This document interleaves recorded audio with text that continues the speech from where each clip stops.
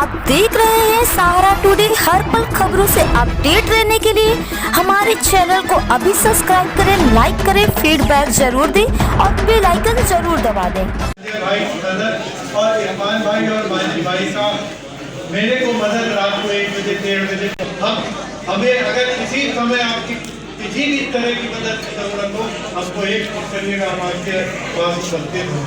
ऐसे हमारे इरफान भाई और हमारे माजिद भाई हैं और संजय भाई के लिए मैं नहीं कहूँगा कोई दिन ही शायद ऐसा जाता हो जब इसका फोन ना आता हो कि आपको बहुत बहुत धन्यवाद। हमारे संस्था के तमाम सम्मानित पदाधिकारियों का जिन्होंने हम लोगों को सम्मान के लायक समझा।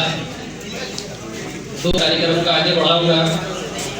ये जितना भी प्रोग्राम या जितनी भी प्रेरणा या जितना भी स्रोत मानव सेवा का, क्योंकि उनका पेशेंट इंतजार करता रहता है, तो मैं कहता हूँ हम लोग सम्मान करना है।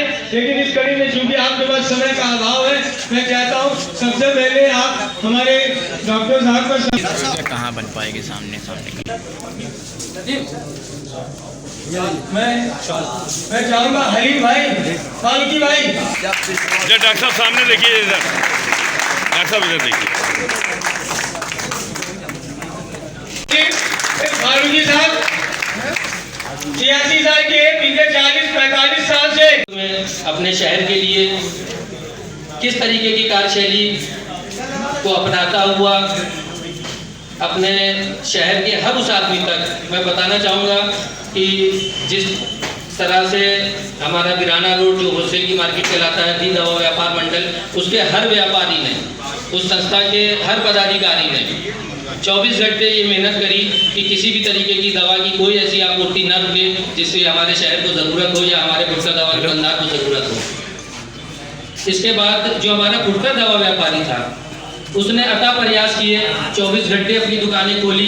जब हॉट स्पॉट जोन का सिस्टम था, उन हॉट स्पॉट जोन में घर घर जाके दवाइयाँ दी और तमाम तरीके की मुश्किलों का सामना करते हुए इसके बाद करने के लिए आदरणीय संजय मल्होत्रा जी की एक थीम थी कि इंसान की सबसे आखिरी ज़रूरत उसकी सांसें होती हैं। जब ये पता चला जाता है कि सांस चल रही है तो मतलब वो जिंदा है, और जब ये पता चलता है सांस नहीं है तो वो नहीं है। उस सांस को होने और ना होने के बीच का जो टाइम होता है वो कहीं ना कहीं हम लोगों को अफसोस का बाइस बना देता है कि अगर हम वक्त रहते अस्पताल पहुंच जाते तो शायद मेरे पिताजी मेरे, और जिंदगी के बाद के बीच की कड़ी होती, समय पे मिल गई तो वो जिंदा है और अगर अभाव में आ गया तो अफसोस होता है। इस कड़ी को करने के लिए फुटकर दवा व्यापार मंडल ने ऑक्सीजन सिलेंडर को फ्री ऑफ कॉस्ट अपने शहर के हर उस जनमानस तक पहुंचाने का काम करा इस कोरोना काल में, जिसके लिए बहुत बधाई के पात्र हैं संजय मल्होत्रा जी, चेयरमैन फुटकर दवा व्यापार मंडल और दी दवा व्यापार मंडल के समस्त पदाधिकारी। यहाँ एक अधिवेशन चल रहा है, ये वो लोग हैं जो कोरोना योद्धा कहलाए हैं, जिनकी वजह से आज जो है कोरोना डाउन हुआ है, कोरोना की स्थिति कमज़ोर हुई है। वो यही देन है, वो लोगों ने कोरोना में मेहनत की, लॉकडाउन में मेहनत की, बहुत कुछ किया। हम खुद अंकुश अग्रवाल जी जो हैं, जो पदाधिकारी हैं और बहुत सक्रिय हैं, कानपुर शहर के अंदर एक इनका बहुत बड़ा नाम है और ये काम भी है, नाम के साथ काम भी। हम उनसे खुद मुलाकात करना चाहेंगे, खुद बताएंगे। नमस्कार, मेरा नाम अंकुश अग्रवाल है। मैं कानपुर के फुटकर दवा मंडल के वरिष्ठ मंत्री पद पे हूँ। मैं सर्वप्रथम ये कहना चाहूँगा, जो मेरा नाम और पहचान है ये मेरे दवा ट्रेड, मेरे दवा भाइयों के कारण है और हम लोग पूरा परिवार एक तरीके से संगठित है। आज जो ये प्रोग्राम हो रहा है, इस क्या है, कहाँ के लोग आए हैं, कैसा है? मैं सर्वप्रथम बताना चाहूँगा कि हम लोग का जो परिवार है वो 8000 दवा दुकानदारों का है। जब ये कोरोना काल आया तो ये था कि इन 8000 दवा दुकानदारों को जागरूक कैसे करा जाए। हम लोग का व्यापार मंडल में क्षेत्रीय इकाइयाँ बनी हुई हैं। इस 90 दिनों के अंदर हम लोगों ने 11 युद्ध स्तर पर मीटिंगें कराई, हर दवा दुकानदारों को जागरूक करा कोरोना के प्रति कि उनकी दुकान में चलने वाले जो कस्टमर हैं हम उनको जागरूक करें और एक स्वस्थ कानपुर हम लोग बना सकें। ये आपने किट भी दी है और किट बहुत सस्ती थी, आपने कैसे कर दिया? ये मैं सर्वप्रथम कहना चाहिए हमारे माननीय फुटकर दवा मंडल के चेयरमैन श्री संजय मल्होत्रा जी की सोच थी। उनका ये लक्ष्य था कि हम जो भी हमारे जो आम जनमानस है कानपुर की, उनको सस्ते स्तर पर हम कोरोना किट बनाए। इस कोरोना किट में जो भी कोविड पेशेंट को काम आने वाली दवाइयाँ थी वो उनको 1000 रुपये में वो किट बना करके दी। अगर मार्केट कॉस्ट हम इसकी निकालेंगे तो करीब 1900 रुपये होगी। इसकी तारीफ हमारे माननीय जिलाधिकारी जी ने, हमारे जो स्वास्थ्यकर्मी ड्रग डिपार्टमेंट सबने इस बात धन्यवाद की, हमारे व्यापार मंडल की तारीफ करी कि बहुत ही कम दाम की कीमत में हम लोगों ने किट बना के तैयार करके दी। संगठन स्तर पे क्या चल रहा है आपका? संगठन स्तर पर देखा जाए तो हम लोग का पूरा कानपुर पूरे तरीके से संगठित है, एक दूसरे काम आ रहा है, आम जनमानस काम आ रहा है। आम जनमानस के लिए जो हम लोग निःशुल्क ऑक्सीजन सिलेंडर सेवा भी दवा व्यापार मंडल के माध्यम से प्रोवाइड करी जा रही है। माननीय श्री राजेंद्र सैनी जी जो हमारे दवा व्यापार मंडल के अध्यक्ष हैं, श्री संजय मल्होत्रा जी, मीडिया पर सुमित पावा जी, इरफान भाई, माजिद भाई, इन सब लोगों ने मिल करके घर घर जा करके निःशुल्क ऑक्सीजन सिलेंडर सेवा लोगों को प्रोवाइड कराई ताकि आम जनमानस इस बीमारी से महामारी से उबर सके। इसका प्रचार नहीं हुआ, निःशुल्क जो सेवा आप ये उपलब्ध करा रहे हैं, इसका प्रचार नहीं हुआ, लोगों तक नहीं पहुंच पाया ये मैसेज। ये हमारी जो सोच थी, हमारे वरिष्ठ पदाधिकारी जो हमारे संगठन मंत्री शेषनारायण तिवारी जी, हमारे चेयरमैन संजय मल्होत्रा जी, उनका ये कहना था अगर सेवा भाव से अगर कोई कार्य कर रहे हैं उसमें प्रचार की कोई जरूरत नहीं, वो प्रचार ऊपर वाला अल्लाह और भगवान देख रहा है, वो कहीं ना कहीं आपकी हेल्प और मदद करें। लोगों को तो मैसेज तो पहुंच जाना चाहिए। लोगों का मैसेज ये जितना था ये व्हाट्सएप के माध्यम से लोगों के एक दूसरे तक पहुँच रहा था। करीब हम लोगों ने 2000 पेशेंटों की निःशुल्क ऑक्सीजन सिलेंडर सेवा दे करके मदद की। बताइए कि वैक्सीन आ गई है, ये आप ही के डिपार्टमेंट का मामला है, आप ही का मामला। वैक्सीन के बारे में क्या कहेंगे? लोग सब तरह तरह के सवाल कर रहे हैं। वैक्सीन के लिए देखा जाए पॉजिटिव सोच सबकी होनी चाहिए, क्योंकि हमारे जो स्वास्थ्यकर्मी डॉक्टर्स हैं उन्होंने बड़ी मेहनत करी है। कल 16 तारीख को ये वैक्सीन आई है, स्वास्थ्यकर्मियों को डॉक्टरों को लगी है, इसके अच्छे परिणाम अच्छे नतीजे आएंगे। हमें लगता है कि पूरा कानपुर, पूरा प्रदेश और पूरा देश कोरोना मुक्त जल्द ही हो जाएगा। क्या इनके इस वैक्सीन को सबको लगवाना चाहिए? मैं बिल्कुल लगवाना चाहिए। अगर मुझे मौका मिलेगा तो मैं अपने परिवार, मैं अपने जो समाज के आसपास के लोग हैं, मैं सबको प्रेरित करूंगा कि आप वैक्सीन लगवाइए और इस महामारी को रोकिए।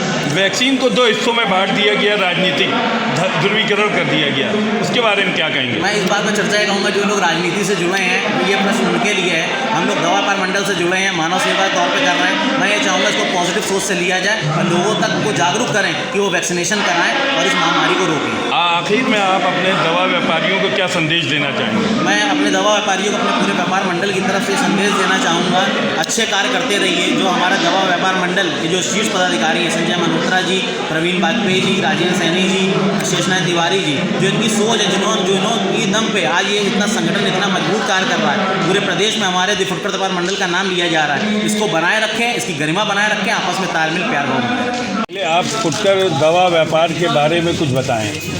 देखिए, सबसे पहले तो आज कानपुर में मैं आया हूँ सम्मान समारोह में। समस्याओं के निवारण और समाधान के चक्कर में आया नहीं है, लेकिन फिर भी बता दूँ कि आज सबसे बड़ी समस्या जो ऑनलाइन फार्मेसी है उसके रिटेलर के ऊपर आ रही है, और दूसरी समस्या आपस का ही जो कंपटीशन है वो व्यापारी को पीछे लेता जा रहा है।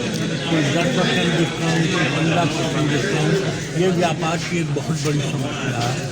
और उसका रीज़न ये होता है, फिर उसका साइड इफेक्ट भी है कि दवा कुछ लिखती है, व्यापारी अपने मुनाफे के चक्कर में उस दवा को दे देता है जो दवा में उसको ज़्यादा मार्जिन मिलता है, जस्ट टू कंपनसेट अपना प्रॉफिट कंपनसेट करने। तो मेरा प्रेस के भी माध्यम से और यहाँ आए हुए सारे व्यापारियों से अनुरोध है कि वो इस अनहेल्दी कंपटीशन से दूर हों और एक सुचारू तरीके से दवा का रिटेल व्यापार चले, जिसमें डॉक्टर का जो प्रिस्क्राइब दवा हो वो मरीज तक पहुँच सके, उसका ईमानदारी का मुनाफा, उसकी मेहनत का, उसके हक का मुनाफा।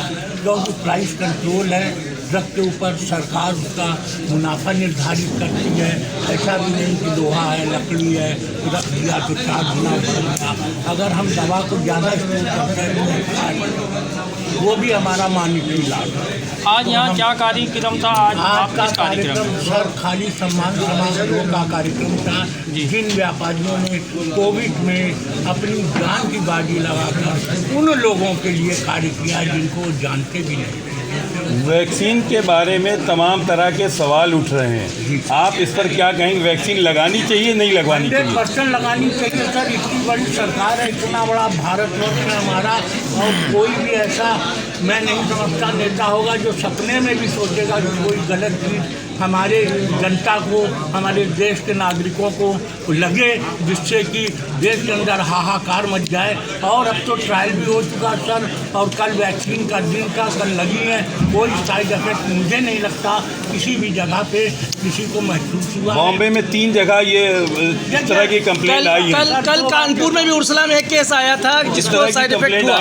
2 बातें समझिए, ऐसा होता ऑलरेडी पेशेंट था। नहीं वो पेशेंट नहीं था, वो मेडिकल रिसेप्शनिस्ट थी। वो हाइपरटेंशन का पेशेंट था। सर दो बातें समझिए, अगर कोई चीज़ किसी को कोई और बीमारी है, बाइक में आज आपको रोज मेट्रो ट्रीटमेंट में अस्पताल में सबों लोग मरते हैं, इसका मतलब ये थोड़ी कि ट्रीटमेंट में कमी है।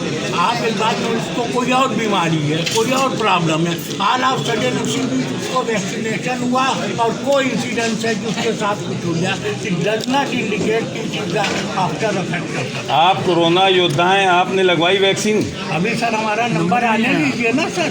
आपका नंबर तो पहले होना चाहिए था। नहीं सर ऐसा नहीं, नंबर जो डॉक्टर है वो हमसे क्या आप कुछ साइड इफेक्ट का इंतजार कर रहे हैं क्या? नहीं सर, आप बिल्कुल गलत कह रहे हैं। मैं आपसे बिल्कुल by the government of India, मैं सर आपसे बिल्कुल सहमत नहीं हूँ उस बात से।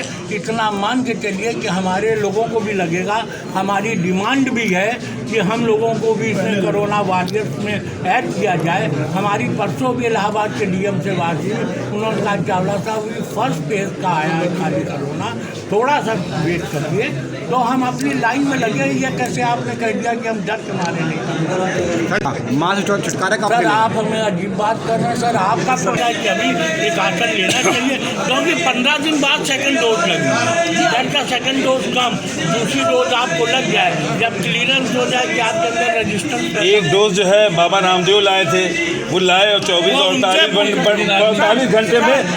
घंटे में फेल हो गई। सर बाबा रामदेव से इसके बारे में आप देख रहे हैं सहारा टुडे। हर पल खबरों से अपडेट रहने के लिए हमारे चैनल को अभी सब्सक्राइब करें, लाइक करें।